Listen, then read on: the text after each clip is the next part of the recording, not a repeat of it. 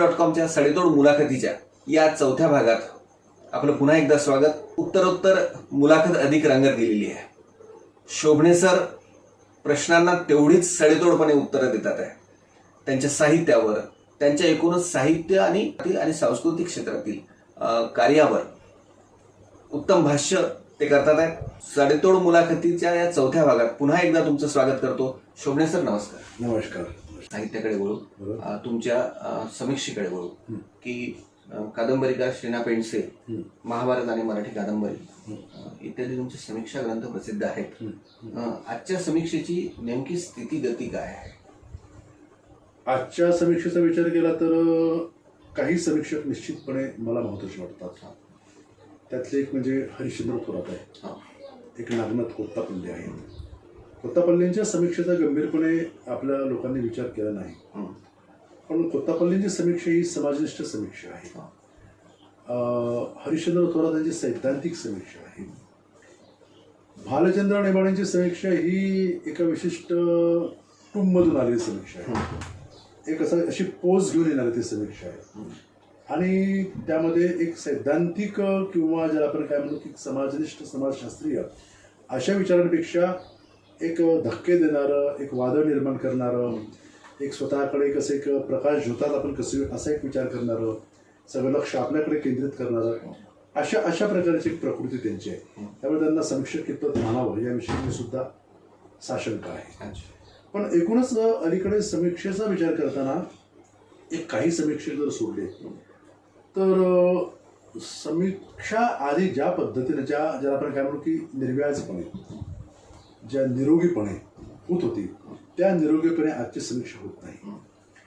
आता माझ्यातला जो समीक्षक आहे हा समीक्षक एक वाचनातून घडलेला आहे आणि वाचन करताना जे मला प्रश्न पडत होते किंवा जी मला कलाकृती आवडत होती किंवा ज्या कलाकृतीच्या अंगाने मी अधिक काहीतरी सांगावं बोलावं असं वाटत होतं त्या अनुषंगानं माझ्यातला समीक्षक हा लिहिता झाला असं म्हणेन. कादंबरीकार श्रीना पेंडसे हा माझा PhDचा विषयच होता, त्यामुळं तो त्या ह्याच्याशी काय म्हणतात आपल्या प्राध्यापकी अशा पेशाशी तो संबंधित होता. पण त्यातही मग प्रादेशिक कादंबरीच्या अनुषंगाने मी अभ्यास केला. पण महाभारताचा मूल्यवेध हे जे माझं एक पुस्तक आहे, तर महाभारतावरचा अभ्यास करताना आणि महाभारतावर आधारित अशी उत्तरण कादंबरी लिहिताना एक मला असं जाणवलं की मला आणखी महाभारतावरचे जे काही प्रश्न पडतात ते प्रश्न कादंबरीमध्ये त्याची उत्तरं मिळत नाहीत आणि कुठल्याही कलाकृतीमध्ये, ललित कलाकृतीमध्ये उत्तरं मिळत नाहीत. त्यामुळं मग या उत्तरांचा शोध घेण्याकरता मग मी महाभारताचं मूल्यवेध लिहिला. महाभारत आणि मराठी कादंबरी लिहिताना माझ्यासमोर असा तोच मगाशी मी तो सुरुवातीला विचार मांडला की महाभारतावर आधारित ज्या मराठी कादंबऱ्या त्या मराठी कादंबऱ्या कशा आहेत, तर त्या कादंबऱ्याचं कच्चेपण मला सतत जाणवत होतं. हे कच्चेपण कुठं आहे, कसं आहे हे शोधण्याचा, मांडण्याचा प्रयत्न मग मी त्या पुस्तकामध्ये केलेला आहे. तर समीक्षक म्हणून मी स्वतःला तसा एक दुर्जम समजतो. म्हणजे माझी मूळ जी प्रकृती आहे ही ललित लेखनाची प्रकृती आहे आणि त्या अनुषंगानं येणारं समीक्षा लेखन हे मी करीत आलेलो आहे असं मला वाटतं. म्हणजे समीक्षा लेखन तुम्ही केलेलं आहे, परंतु स्वतःचं जे मूल्यमापन केलेलं आहे की नाही, आपण प्रवृत्तीने कथाकार, कादंबरीकार आहात. निश्चित समीक्षा हा तुमचा प्रांत नाही. बरोबर आहे. आणि हे कळणंच फार महत्वाचं आहे. म्हणजे आजच्या नवीन पिढीला हे तुम्ही फार चांगलं उदाहरण दिलं की प्रत्येकाला वाटतं की मी कवी आहे, मी कथाकार आहे, मी कादंबरीकार आहे आणि मी त्यापेक्षाही मोठा समीक्षक आहे. तर नवीन पिढीसाठी फार महत्वाचं की मी काय आहे हे पहिले कळलं पाहिजे. हे मुळात नवीन पिढीनं स्वतःचा शोध घेणं हे महत्वाचं आहे. हे त्यांना समजलं पाहिजे आणि हे जोपर्यंत समजत नाही तोपर्यंत चाचपडतच राहतात आणि चाचपडण्यातच पाहिजे 50-55 निघून जाते असं ते आहे. त्यामुळे मी आधीपासूनच मी स्वतःला म्हणजे स्वतःला समजून घेतलं. माझ्यातल्या ज्या काही म्हणजे आज जो अट्टहास आहे, मी कवी असेल तर मी कथा लिहिलीच पाहिजे, मी कथाकार असेल तर मी कादंबरी लिहिलीच पाहिजे, कादंबरी लिहिली असेल तर सर्वच वाङ्मय प्रकार मी हाताळले पाहिजे, हा जो काही लोकांचा अट्टहास दिसतो तर निश्चितपणे तुमच्या या एक दलित साहित्याचं उदाहरण चांगलं देतो मी तुम्हाला.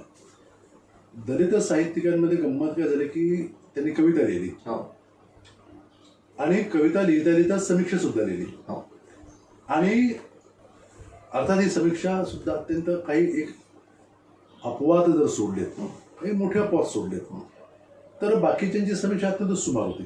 हा. आणि मग ही सुमार समीक्षा सुद्धा किती महत्वाची आहे किंवा आपण किती महत्वाचे समीक्षक आहोत अशा प्रकारच्या अट्टहासापायी त्यांच्यातला ललित लेखक सुद्धा पूर्णपणे हरवला, तो मेला.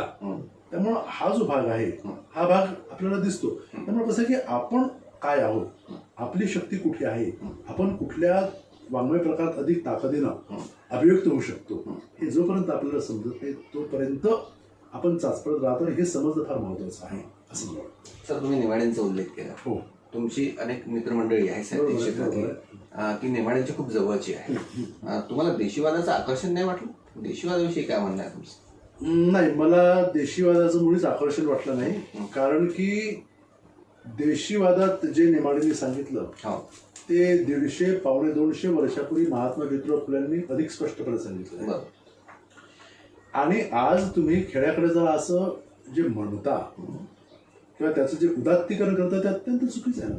म्हणजे देशीवादामध्ये रमलेले अनेक लेखक हे त्यांच्या एकूण जगण्याच्या शैलीतून पूर्णतः शहरी झालेले आहेत. कुठलं देशीवाद राहिला आहे काय? आणि हे जे देशीवादाचे आहे हा देशीवाद सुद्धा अपूर्ण आहे. म्हणजे या देशीवादामध्ये तुम्ही इथला धर्म, इथली परंपरा, इथली मिथकं, इथल्या दंतकथा ह्याचा विचारच मांडणार आहे ना. देशीवाद हा केवळ ग्रामसंस्कृती आणि कृषक संस्कृती इथपर्यंतच मर्यादित राहिला. आणि ग्रामसंस्कृती आणि कृषक संस्कृती एवढाच भारतीय समाज नाही, त्याच्या पलीकडचा सुद्धा ग्रामीण भारतीय समाज फार मोठा आहे. म्हणजे इथली दैवता, इथली परंपरा आहे, ही दैवत परंपरा चुकीची आहे म्हणून तुम्ही बाजूला सारा असं आपण एकदा म्हणू शकत नाही, किंवा ती दैवत परंपरा ही जपा असंही म्हणू शकत नाही. त्यातून पुन्हा अंधश्रद्धा निर्माण होते. तर ही नव्या पद्धतीनं ही मांडणी करणं, जी मांडणी महात्मा ज्योतिराव फुलेंनी 1850-55 मध्ये केली, ही मांडणी खरं म्हणजे देशीवादानं अत्यंत मूलगामी पद्धतीने करणं गरजेचं होतं. पण ती त्यांनी केली नाही. इकडे जागतिकीकरणाचं जे आव्हान आलं, या जागतिकीकरणाच्या आव्हानाला एक काउंटर अटॅक म्हणून किंवा ज्याला आपण काय म्हणू की एक प्रतिवाद म्हणून हे देशीवादाचं एक फॅड निघालं. आणि हे सुद्धा पुरेसं प्रबळपणे आलंय असं मला वाटत नाही. गंमत काय झाली की ग्रामीण लेखक, दलित लेखक, अस्तित्वादी लेखक ह्या सगळ्यांच्या वाटा सगळ्या खुंटल्याने मग ते पुन्हा देशीवादाकडे आलेत आणि सगळे मग ते देशीवादाच्या चौकात एकत्र आले असं एकूण दिसतं जाणवा लागलेलं आहे. तर हा जो देशीवाद आहे, देशीवाद तेवढा पुरेसा आजच्या परिप्रेक्षामध्ये न्याय देणारा किंवा सगळ्याच प्रश्नांची उत्तरं शोधणारा असं मला वाटत नाही. त्यामुळे तो त्याच्याकडे माझं फारसं आकर्षण कधी नव्हतंच. आणि कधी मी देशीवादाची काय म्हणतात भलावण सुद्धा केली नाही. एक मी संपादन केलं, जागतिकीकरण समाज आणि मराठी साहित्य, यामध्ये सुद्धा देशीवादाचे लेख मी छापले. पण देशीवादाच्या पेक्षा ते जागतिकीकरणाचा विचार करणारे छापले. कारण की जागतिकीकरणाचा जो एक ओढा होता किंवा जागतिकीकरणाचा जो एक वेग होता, तो वेग आपल्या भारतीय समाजाला आधी भवणून टाकणारा आणि मग आपल्या मूल्य संस्कृतीचा खोला जाऊन विचार करायला लावणारा असा तो वेग होता. आणि त्यामुळे मला देशीवादापेक्षा जागतिकीकरण हे जास्त महत्वाचं वाटतं आणि म्हणून त्या पद्धतीने मी तो विचार करतो. सर, जागतिकीकरणाचा आपण उल्लेख केला. काळ बदललाय, काळाची पवळ तुम्ही ओळखली आहे. आज तुम्ही एखादी कादंबरी प्रकाशित केली, कथा प्रकाशित केली, ती लोकांपर्यंत पोहोचेल आणि लोक घेऊन ती वाचतील हे सांगता येत नाही. आज अनेक अशी वेगवेगळी माध्यमं आहेत की त्या माध्यमातून लोक साहित्य वाचतात किंवा ऐकतात. आज अनेक अशी माध्यमं आहेत. तर काळाची पावलं ओळखून तुम्ही एक ऑडिओ बुक तयार केलं आणि त्याचा विशेषतः अंधांना जास्त फायदा होतो. आणि आता सगळेच लोक ऑडिओ बुक म्हणजे एक फॅड आलाय की ऑडिओ बुक ऐकतात. म्हणजे पुस्तक घेऊन वाचत बसण्यापेक्षा ऑडिओ बुक तुम्ही वाचता. तर हे तुम्ही बरंच आधी केलं. म्हणजे काळाची पावलं ओळखून तुम्ही पुढे गेला आहात. तर ते तुम्ही त्या अंधांविषयीच्या स्नेहातून की हा जो नवा प्रकार आहे या नव्या क्षेत्रातही आपलं पाऊल पडलं पाहिजे या हेतून हे केलं. मुळात हे जे घडलं हे नकळतपणे घडलं. काय झालं की इंडियन इन्स्टिट्यूट ऑफ ब्लाइंड अशी एक संस्था आहे मुंबईला, आणि त्यांना माझा काहीतरी वर्तमान कथासंग्रह त्यांच्यापर्यंत पोहोचला. तर मला त्यांनी फक्त एक साधं पत्र पाठवलं की आम्हाला अशाच प्रकारे याचं ऑडिओ व्हर्जन करायचं आहे. मी त्याला परवानगी दिली. त्याने ते केलं.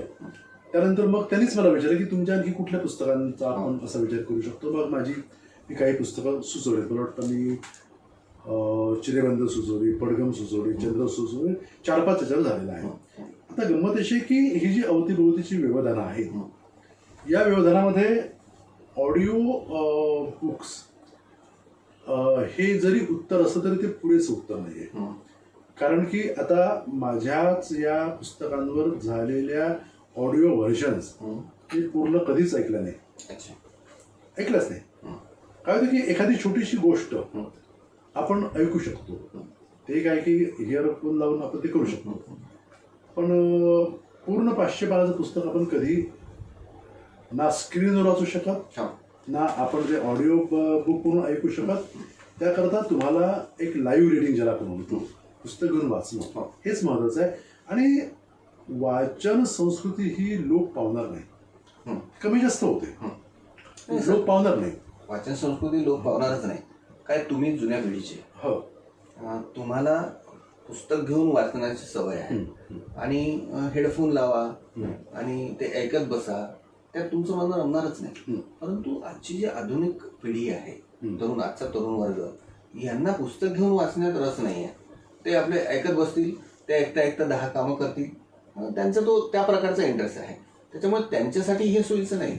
नाही, आता यात गंमत अशी आहे की आधीची जी पिढी होती त्या पिढीमध्ये सुद्धा बाबूराव अर्नाळकर, बाबा कदम, चंद्रकांत काकोडकर अशा प्रकारच्या साहित्याचं वाचन करणारे भरपूर माणसं होते. आणि विशेषतः घरकाम घरसंसार करणाऱ्या आणि नंतर दुपारच्या निवांत वेळ असणाऱ्या बाया अशा पद्धतीची पुस्तकं वाचत. आता ऑडिओ बुक्स वाचणारे अशाच प्रकारची मंडळी आहेत. गंभीर वगैरे काही ते वाचणार नाही. पण यातूनही गांभीर्यानं वाचनाचा विचार करणारी मंडळी निश्चितपणे आहे. आणि आजच्या नव्या पिढीमध्ये सुद्धा म्हणजे आज तुम्ही बघा की आज खेड्यापाड्यामध्ये लिहिते जाणारे भरपूर लेखक आहेत आणि हे वाचतात.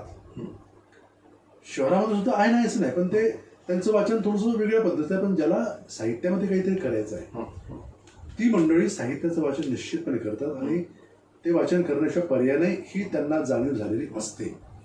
मुळात कसं आहे की तुम्ही ज्या पद्धतीच्या वाचकांचा विचार केला आहे तो गंभीर वाचक नाही आहे. हे गंभीर वाचनाकरता कॉन्सन्ट्रेशन पाहिजे. आणि आज पुस्तकांच्या प्रती पुस्तकांची विक्री भरपूर होते. लायब्ररीमध्ये सुद्धा वाचक भरपूर जातात.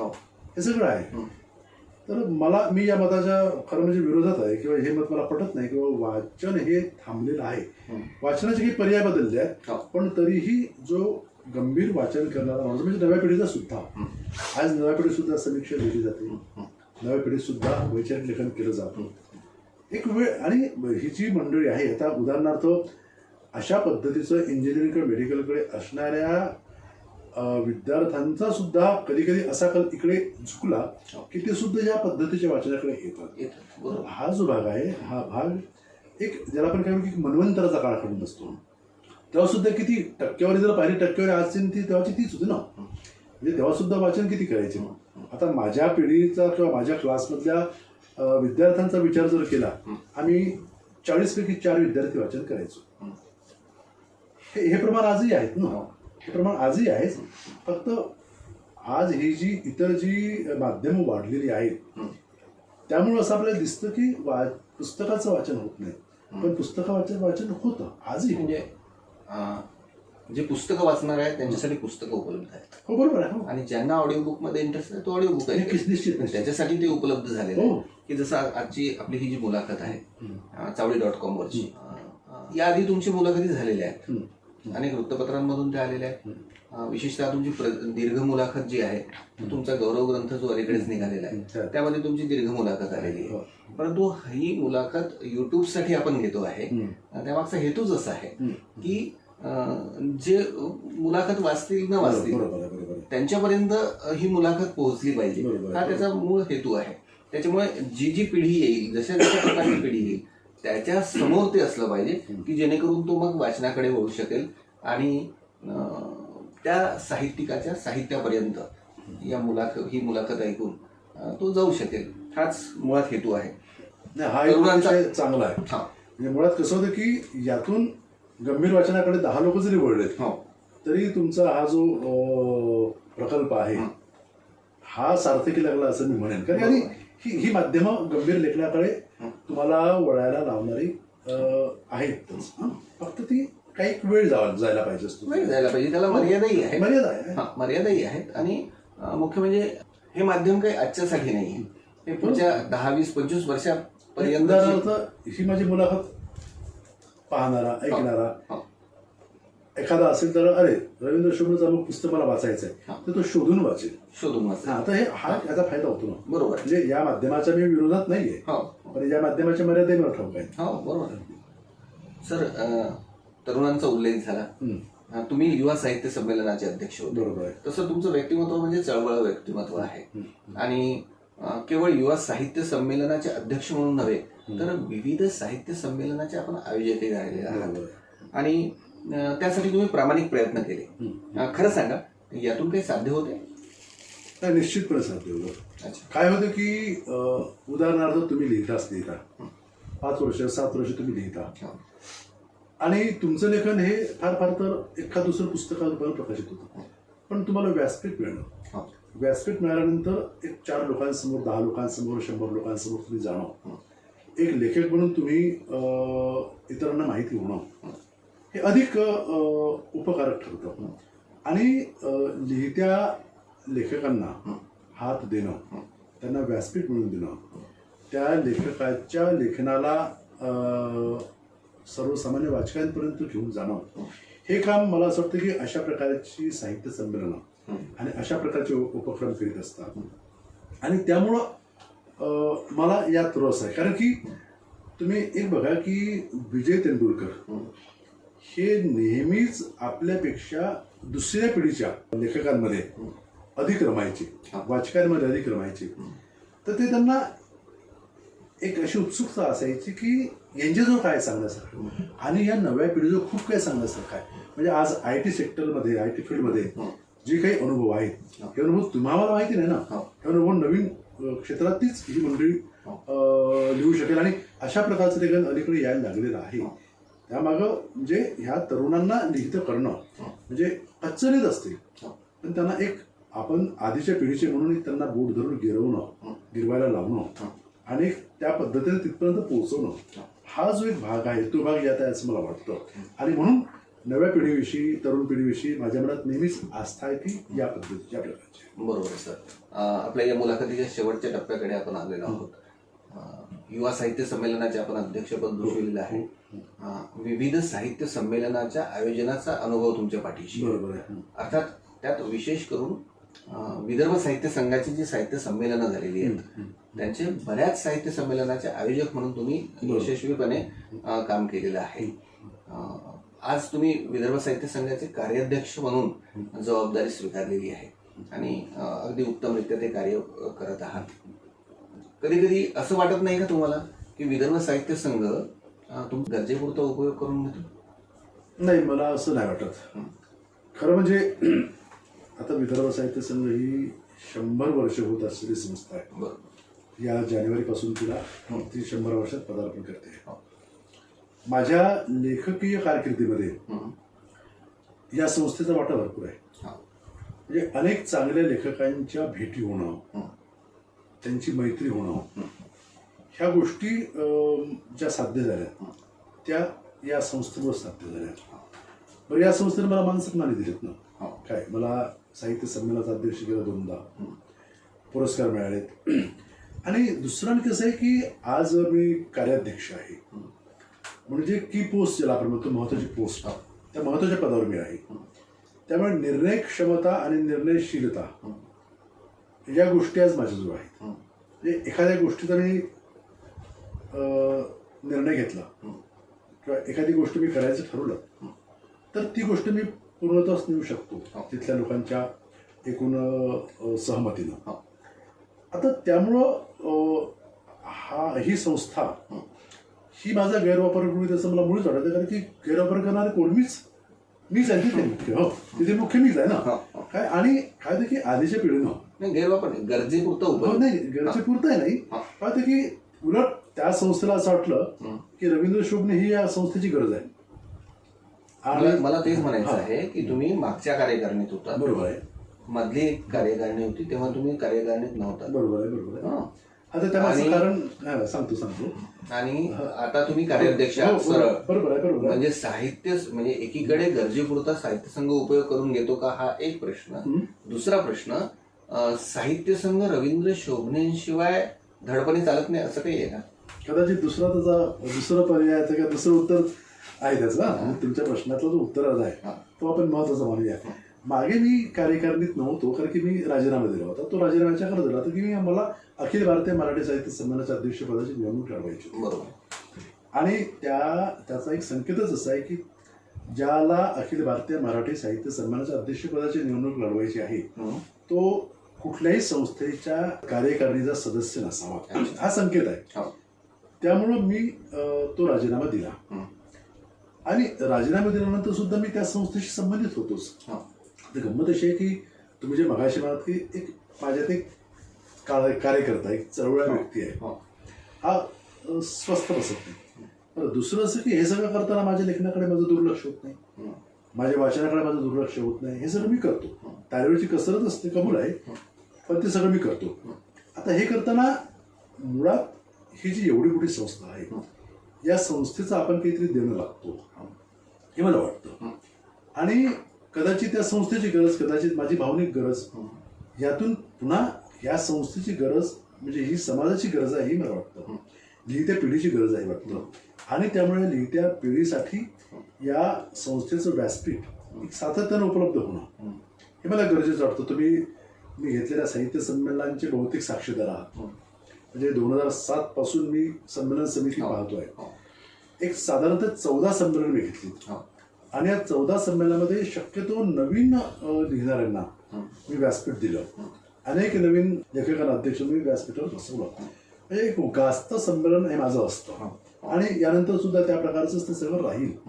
काय होतं की केवळ आपण संस्थेमध्ये आपल्या कामाकरता आपल्या फायद्याकरता जाणं आणि आपले फायदे झाले की बाजूला होणं आणि आपण त्या संस्थेत नसलो तर आपल्याला त्या संस्थेच्या कार्यकारिणीवर घेतलं नसलं की त्या संस्थेला शिवाय देणार, अशा प्रकारची भूमिका काही लोकांची आहे.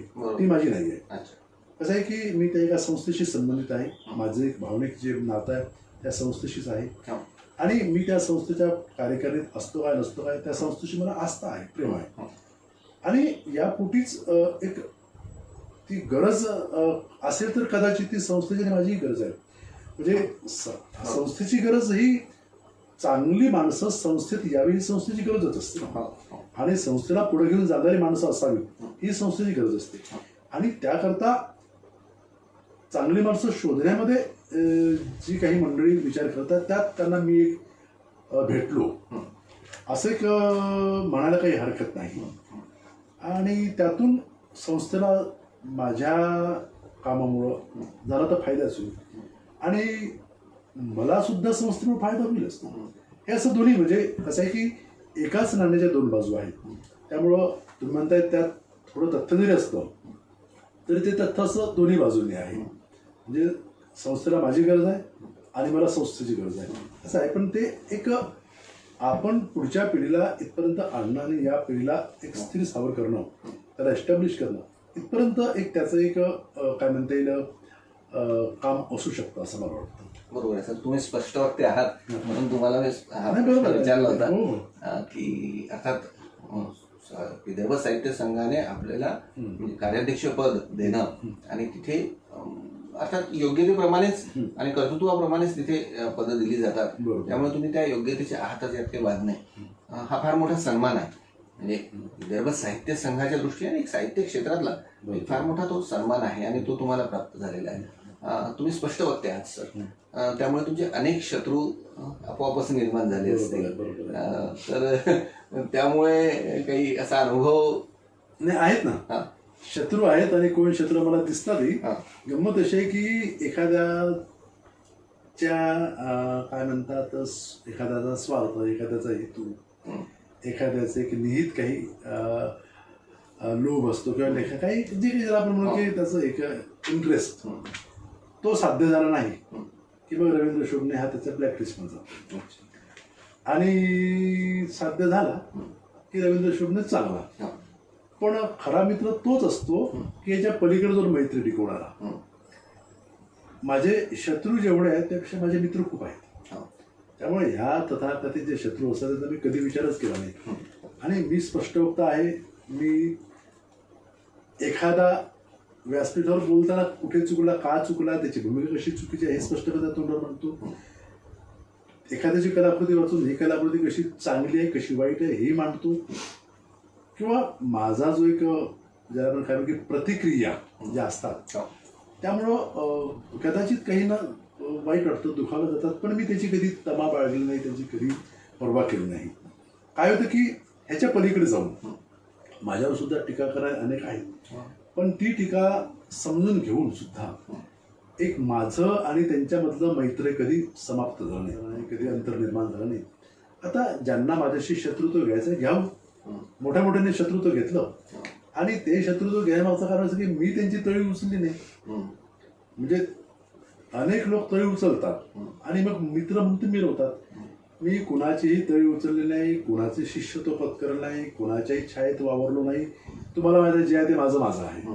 रवींद्र शोभणे अमुक त्याचा शिष्य आहे किंवा त्यामुळे त्याचा असा एक पदवी आहे असं कुणीही म्हणू शकणार नाही. किंवा माझी सुद्धा शिष्य परंपरा निर्माण माझे सुद्धा शिष्य निर्माण केलं नाही, मोठेही निर्माण केलं नाही. तर हा जो भाग आहे म्हणजे थोडक्यात सांगायचं, माझ्या कुठल्याही विद्यार्थ्याकडून मी PhDचं जेवण सुद्धा घेतलं नाही. त्याला तुम्ही स्पष्टपणे विचारू शकता. काय होतं, आपण समोरच्याला समजून घेणं हे जास्त महत्वाचं आहे ना. त्यामुळं हे तथाकथित जे शत्रू असतात, आणि शत्रू कोण होता, जे अगदीच ज्याला आपण काय म्हणू की कद्रू मनाचे असतात ते शत्रू होतात ना. त्यामुळे अशा शत्रूंची तमा मी कधी बाळगलीच आणि बाळगलं सुद्धा नाही, कारण की मला माहिती आहे की मी त्यांच्यापेक्षा 4 पावलं पुढे आहे. आणि त्यामुळं ह्या अशा शत्रू होतात तेवढ्यापुरता एक मला उपद्रव होत असेल, पण त्याच्या पलीकडे काही नाही आहे. मला असं वाटतं की हे काही फार काही विचारात घेण्याजोगं प्रकार नाही. बरोबर आहे सर. तुम्ही अखिल भारतीय साहित्य संमेलनाच्या निवडणुकीचा उल्लेख केला की ती निवडणूक तुम्हाला लढवायची होती म्हणून तुम्ही कार्यकारिणीत सदस्यत्वाचा राजीनामा दिला. असं एक समीकरण होतं. आता निवडणूक प्रक्रिया बदलली. बरोबर आहे. असं एक समीकरण होतं की विदर्भ साहित्य संघाचा ज्या व्यक्तीला पाठिंबा तो निवडून येतोच. तुम्ही जर कार्यकारिणीत होते आणि निवडणूक लढवण्यासाठी तुम्ही पुढेही आला होता, काय घडलं असं की म्हणजे साहित्य संघाने तुम्हाला पाठिंबा नव्हता दिला म्हणून तुम्ही राजीनामा दिला, असं काही आहे का? नाही, मूळ मुद्दा थोडासा वेगळा आहे. तुम्ही जर साहित्य संमेलनाच्या अध्यक्षपदाकरता उभे झाला असाल तर तुम्हाला तिथल्या कार्यकारिणीच्या सदस्यत्वाचा राजीनामा द्यावा लागतो. तुम्ही दिला, मला उभं राहायचं होतं. आणि नागपुरातली किंवा विदर्भ साहित्य संघाची सगळी मतं मला मिळाली. 100% मतं मला मिळाली. विदर्भ साहित्य संघ पूर्णतः माझ्या बाजूला, माझ्या पाठीशी उभा होता. हे घडलं मराठवाड्यात. आपल्या इकडच्या काही लोकांनी तिथल्या मंडळींच्या कानात काय काय भरवलं आणि माझ्याविषयीचं एक मत कलुषित केलं. आणि त्यामुळं मग माझा पर्याय कोण, माझा पर्याय शोधण्याची मग प्रक्रिया सुरू झाली. पर्याय शोधले, ज्याच्या पद्धतीने ते यश मिळालं ते मिळालं. तर गंमत अशी आली की माझे विरोधक असणाऱ्यांना स्वतःचे चेहरे दिसतात ना काय, आणि माझं आणि निवडून आलेल्या अध्यक्षांच्या मधला जो फरक होता 70 मतांचा फरक होता. आता ही 70 मतं म्हणजे काही फार नव्हती. त्यामुळे 5 की 6 लोक उभे होते, त्यामुळे कोटाही पूर्ण केला होता त्यांनी. तर असं ते घडलं. आणि या घटनेमध्ये आपल्याकडचे काही तुम्ही जे म्हणालात काही जे तोंडावर गोडगोड बोलणारे आणि मागे सुराखूप असणारे पाटील असे ते होते.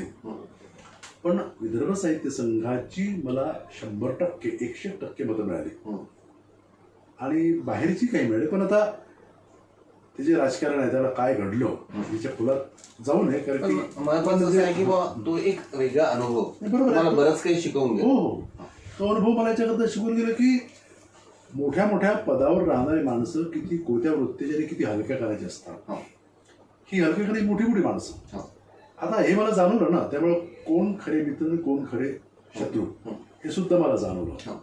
त्यामुळं आता भविष्यात या लोकांपासून आपण चारात दूर राहणं किंवा या लोकांना त्यांची जागा दाखवणं हे आपण करू शकतो. नाही, पण निवडणूक असेल, साहित्य क्षेत्रातल्या काही घडामोडी असतील किंवा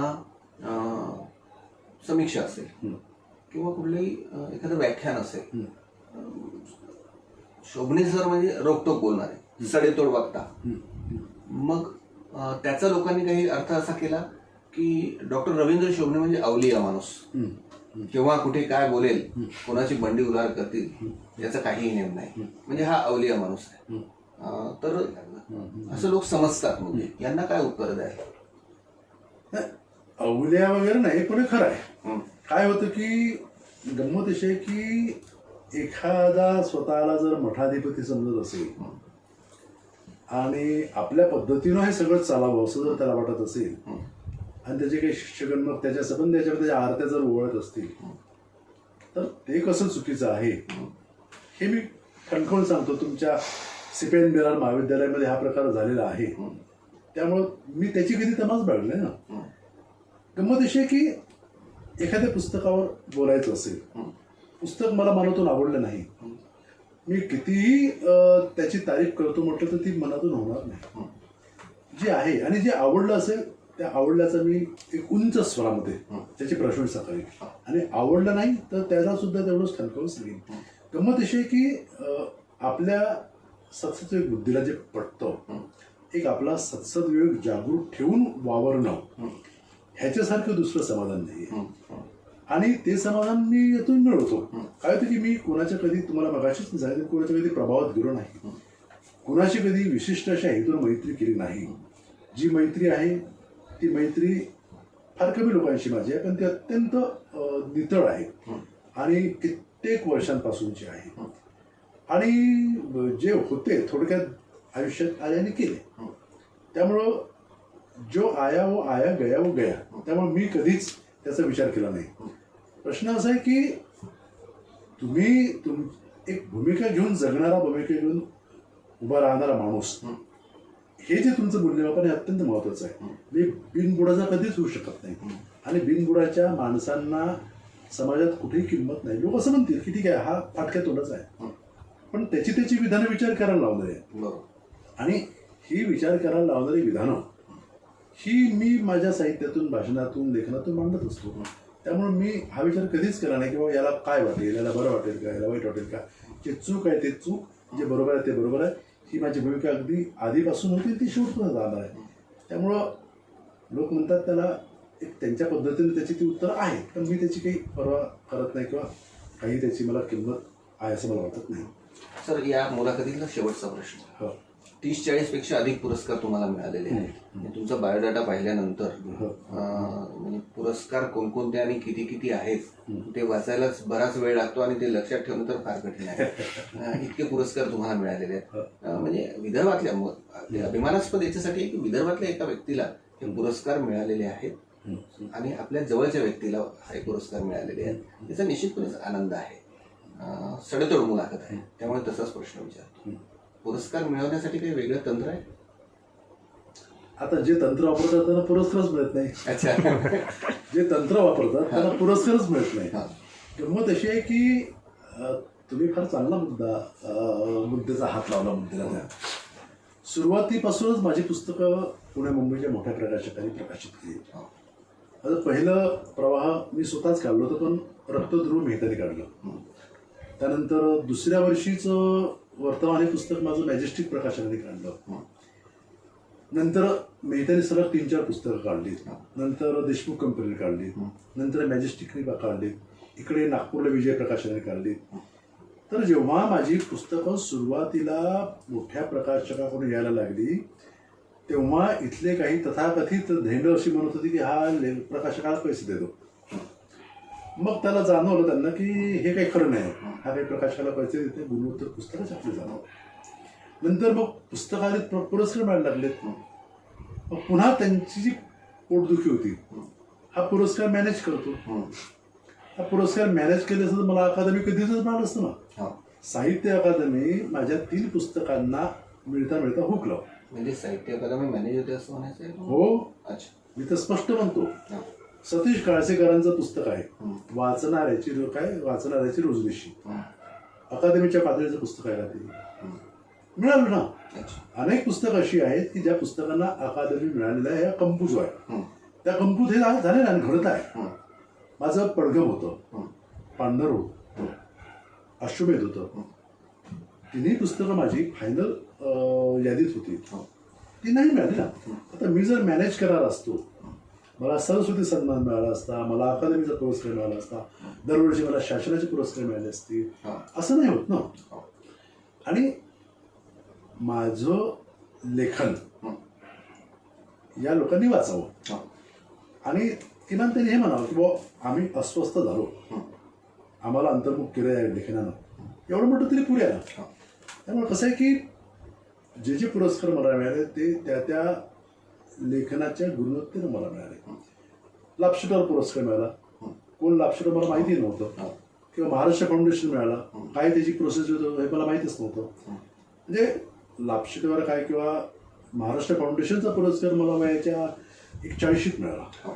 आणि त्याचे जे देशमुख होते अमेरिकेमध्ये जे आहेत ते असं म्हणाले की तुम्ही आणि मिलिंद बोकील असे 2 तरुण लेखक सोडले, ते पुरस्कार साधारणतः म्हाताऱ्या लोकांनाच गेलेले आहेत. तर काय होतं की हे जे सगळं आहे हे सगळं करताना मुळात मला माझ्यातला जो लेखक मी तपासून पाहतो, प्रत्येक लेखनावर परिश्रम घेणं, जास्तीत जास्त ते लेखन कसं निर्दोष ठरेल, शब्दांपासून तर आशयापर्यंत आणि रचनेपर्यंत. एक एक कादंबरी मी 2-2दा 3-3दा 4-4दा लिहून काढलेली आहे. एक एक कथा मी 2-2दा लिहिलेली आहे. आणि जोपर्यंत माझं समाधान होत नाही तोपर्यंत मी ते लेखन करतो आणि मग नंतर ते प्रकाशकाला पाठवतो आणि त्याशिवाय मग प्रकाशकांच्या काही आणखी सूचना असतील पुन्हा एकदा पुनर्लेखन होतं. आता हे सगळं केल्यानंतर तुम्ही तुमचं सत्व जर त्यात ओतत असाल तर त्याची फळं म्हणा किंवा त्याचं फळ हे मग पुरस्काराच्या रूपाने मिळतच ना. त्यामुळं मला जे काही पुरस्कार माझे हुकले, दमाने मला मिळाला नाही, राजकारण होतं, मला आणखी इतर पुरस्कार मिळाले नाही, पण जे मिळाले ते अत्यंत महत्त्वाचे पुरस्कार आहेत आणि ते लोकांच्या डोळ्यात भरण्याजोगे, लोकांच्या डोळ्यात खुपण्याजोगे असे आहेत. त्यामुळं हे पुरस्कार हे मिळाल्यानंतर मी एक समाधानी आहे. काही जो मिळता है वो मिळता है, नाही मिळता अशी माझी भावना आहे आणि त्या पद्धतीने मी माझे विचार करतो. तरुण पिढीला तुम्ही काय मार्गदर्शन करायला तरुण पिढीनं अधिकाधिक वाचावं, लेखन करताना अधिकाधिक परिश्रमपूर्वक लेखन करावं, स्वतःला सोलत जावं, स्वतःला तासत जावं आणि यातून जे काही अस्सल असं एक लेखन येईल, म्हणजे स्वतःतला स्वतःतली अहमता बाजूला ठेवून एक निधडेपणानं लेखन करणं आणि ते परिश्रमपूर्वक लेखन करणं अत्यंत महत्त्वाचं आहे. आणि ते केलं तर त्यांना बरे दिवस आहेत. गंमत काय की अलीकडे फेसबुकमुळं काही चुकीचे बांधे पडलेले आहेत. एक कविता आली, त्या कवितेला जर 100-150 लाईक्स आणि कॉमेंट्स मिळाले की आपण फार मोठे कवी झालो, अशी जी भावना त्यांच्यामध्ये निर्माण व्हायला लागली ती अत्यंत चुकीची आहे. लेखन हे एक तपश्चर्या आहे. पुनर्लेखन करत आपण लेखन केलं पाहिजे. हे एक तात्कालिकता ज्याला आपण म्हणू त्याच्या मागे न धावता एक परिश्रमपूर्वक वाचन करणं, लेखन करणं, मराठी साहित्यात काय नवीन प्रवाह आहे, भारतीय साहित्यात काय नवीन प्रवाह आहे, जागतिक साहित्यात काय आहे, हे सगळं वाचून स्वतःला डेव्हलप करून, स्वतःला प्रगल्भ करून एक लेखन केलं तर या नव्या पिढीच्या लेखकांना निश्चितपणे त्यांचं स्वतःचं एक स्थान निर्माण करता येईल असं मला वाटतं. सर, तुम्ही चावडी.comच्या सडेतोड मुलाखतीत विचारलेल्या प्रश्नांची तेवढीच सडेतोड उत्तरं दिली आणि मुख्यतः बराच वेळ आपण दिला. आपल्या व्यस्ततेतून मुलाखतीसाठी एवढा 2-2.5-3 तासाचा वेळ देणं तसं कठीणच होतं, तरीही आपण वेळ दिला आणि ही मुलाखत आपण दिली त्याबद्दल चावडी.comच्या वतीने तुम्हाला धन्यवाद. नमस्कार. तुम्ही इतक्या अभ्यासपूर्ण असे प्रश्न विचारलेले आहेत त्यामुळे तुमचं मला कौतुक वाटतं आणि चावडी.com या तुमच्या चॅनेलला मी शुभेच्छा देतो आणि अधिकाधिक चांगल्या मुलाखती तुम्ही या माध्यमातून आणखी वाचकांपर्यंत पोहोचाव्या अशा सदिच्छा व्यक्त करतो. थांबतो. धन्यवाद.